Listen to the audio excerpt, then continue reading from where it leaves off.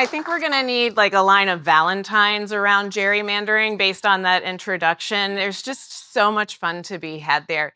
Hi, everybody. I'm Kate Barr, and I can't use a clicker.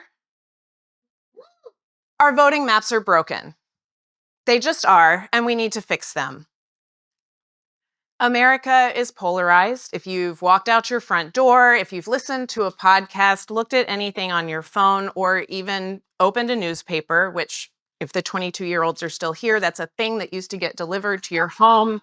It was like paper and you could read stories in it. All you are hearing is about how different we are. But I would like to propose that we're not as different as we've been claimed to be. So when we look at polling just over the last year, we actually have broad agreement across Americans, across political parties, about a number of issues. And when you see agreement like this, you have to ask yourself, where are the policies that go alongside them? Why don't we have them? The answer is gerrymandering.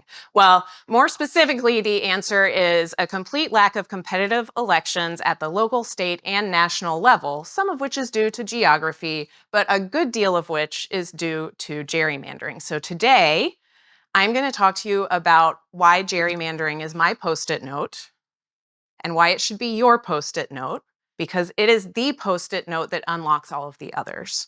We're going to start with a little history of gerrymandering. Then we are going to talk about why it is the ruin of democracy and how to fix it.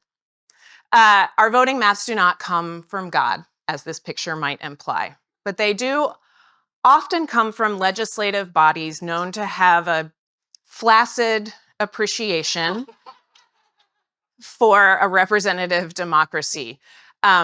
Obviously, not all men. Many men are well endowed with an appreciation for voting rights, but unfortunately, a lot of our state legislators don't have that. Thank you, Sarah, for laughing. Every 10 years, our Constitution requires that every citizen in the US be counted. That's our census. Those counts are then used to determine the size of our state house, state senate, and congressional districts.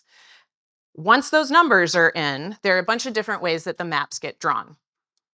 Often they're drawn by state legislatures. Those are the people who will also be elected by the maps, and so you can start to see where the problems are. In a best case scenario, the maps are drawn by an independent commission, looking at you, California, for at least the next couple of months. There's a Californian. Michigan and California have two of the best independent commissions. That's just everyday citizens get together, draw the maps, and go home. It's kind of like jury duty. Or some hybrid where somehow citizens have a say in the way that their maps are drawn. And the problem is, when the people in power draw the maps that keep them in power, they will draw those maps to serve themselves. So gerrymandering is when politicians choose their voters instead of voters choosing their politicians. It's when the politicians slice up our voting maps into these totally bizarre shapes in order to secure the outcome that they want, not what the voters want. Gerrymandering is actually pretty old. It started in the US in 1812 with this handsome devil, Elbridge Gerry. That's Gerry, but pronounced Gary. He was tasked with gerrymandering Boston for the Jeffersonian Republicans. A lot of people thought at the time that this district shape looked like a salamander. Sure, if you slam Gary and salamander together and then mispronounce it a little, you get gerrymander, and that's where the word comes from. Interestingly, in 1813, the first gerrymander was defeated, and the newspapers actually declared gerrymandering dead. People got so pissed off about this tactic that they all showed out and voted against it, and the Federalists won, and we were like, great, gerrymandering's gone forever. Incorrect. Gerrymandering came back after the Civil War when Black men got the right to vote. And the Southern Democrats were like, can't have that. And so they started drawing districts to diminish Black voting power. And that is basically how it's gone ever since. Today's gerrymander, unlike what Elbridge was doing, though, is accomplished with statistical power, with computing power, and with modeling that dear Elbridge could only have dreamt of. And that means that we can truly know when a district is unwinnable.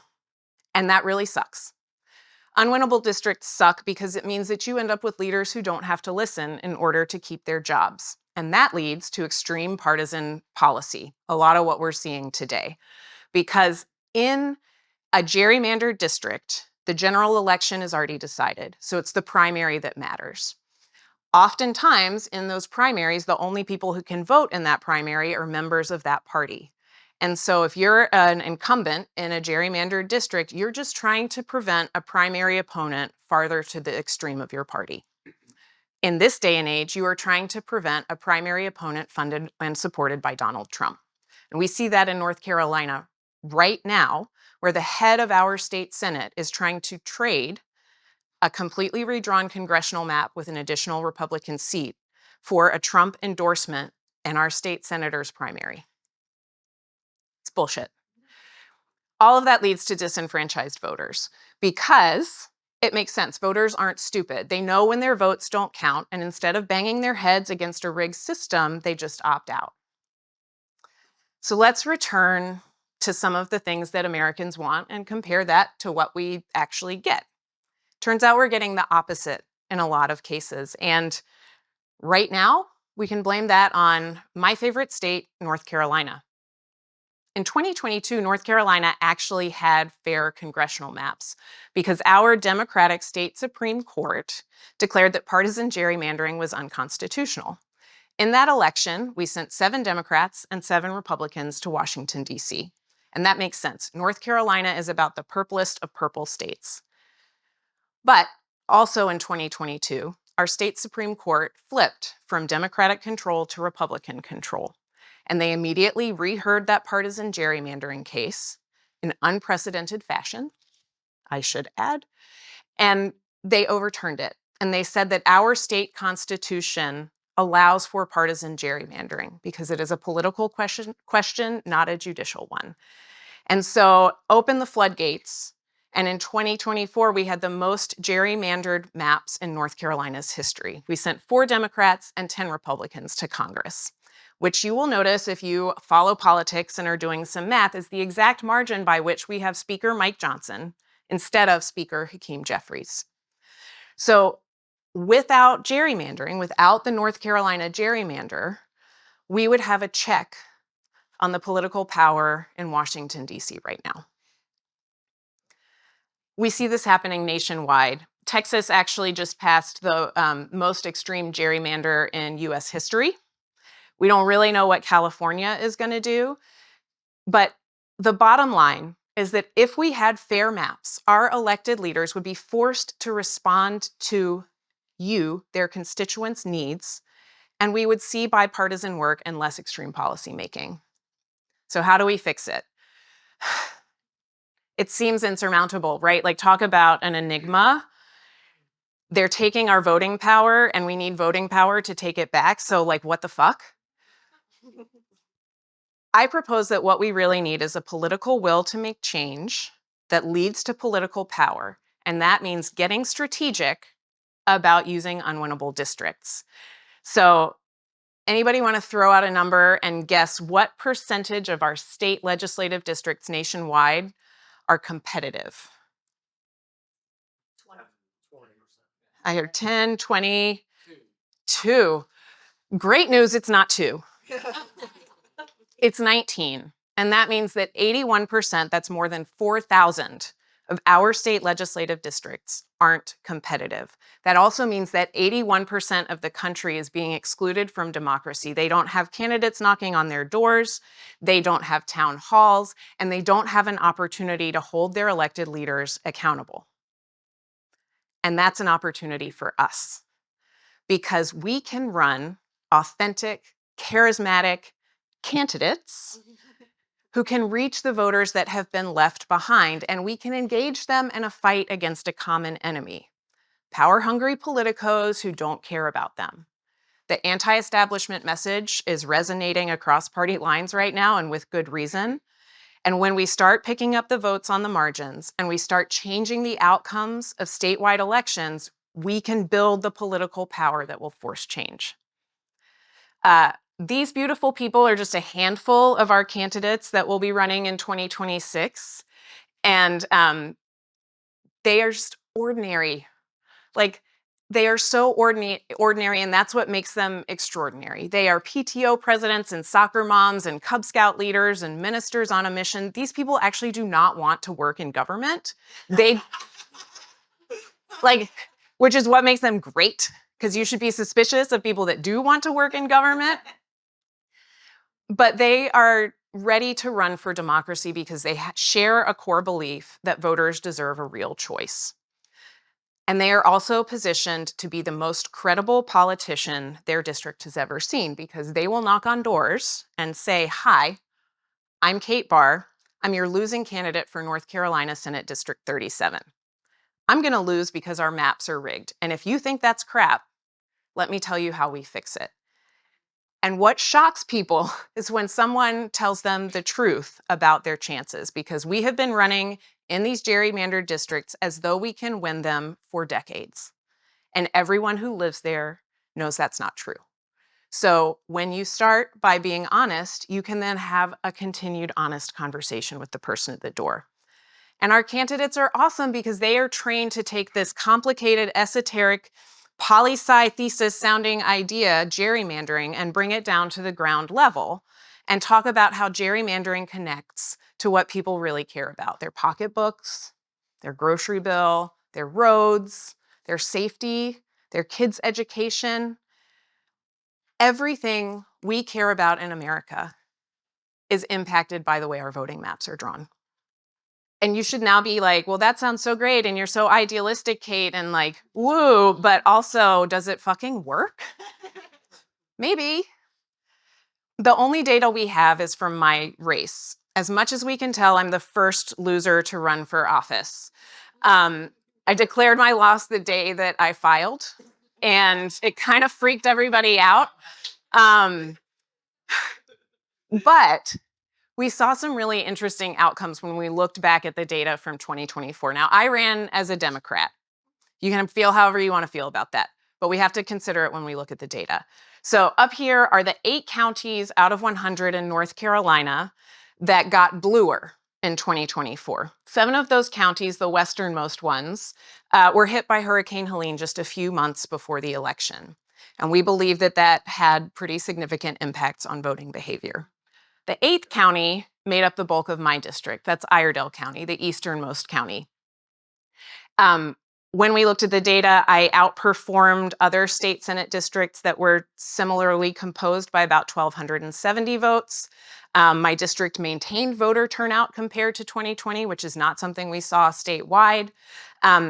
Super importantly, my district overlapped just a little sliver of it with a very competitive state house race, the most competitive state house race in North Carolina last cycle.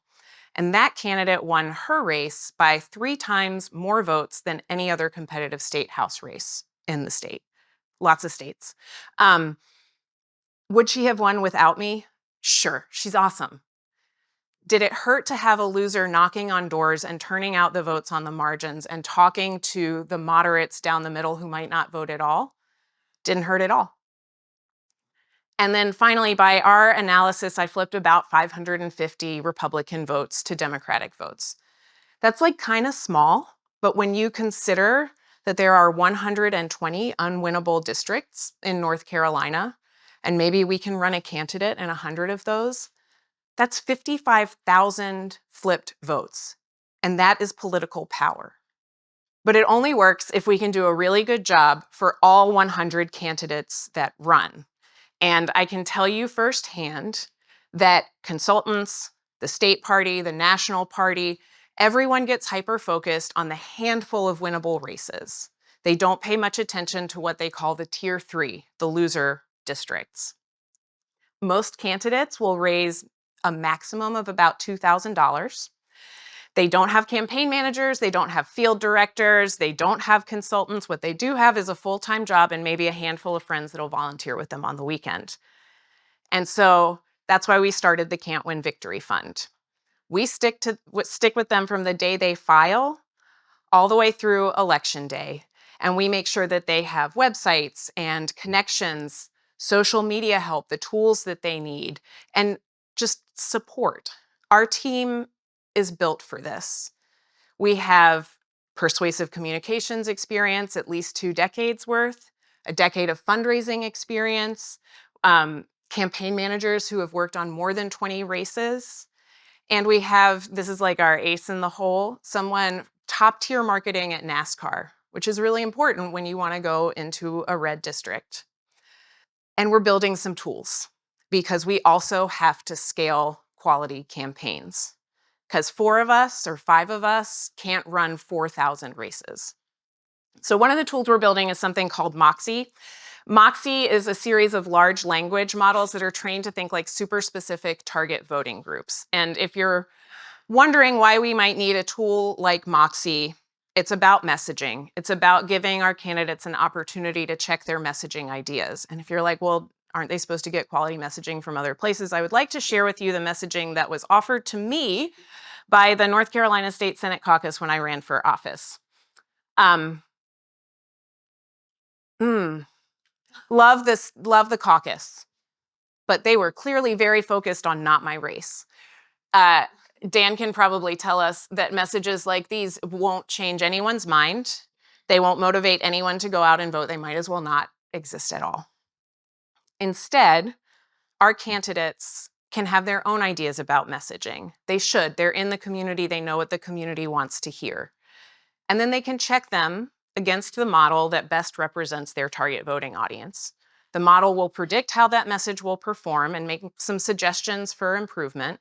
And then the candidate will spend their very limited budget on digital ad buys that are the most likely to be effective for their audience. It's all about voter power. And here's the deal. Democrats gerrymander, Republicans gerrymander, both are wrong, both should stop doing it. And no matter what your political persuasion, gerrymandering keeps you from being able to hold your elected leaders accountable. And if we could hold them accountable, we would then have some of the policies that the vast majority of Americans support, like responsible gun ownership laws and affordable health care and, I don't know, like a respect for science. And when I was at the School of Public Health at UNC, we had this saying, it was, we arrive together or not at all. And I believe that's really appropriate now. We have been leaving people out of our democracy for far too long. And if we continue to do that, we will continue to fracture. But we also have important common ground, and that is Americans share a belief that in a healthy democracy, we, the voters, should be in charge.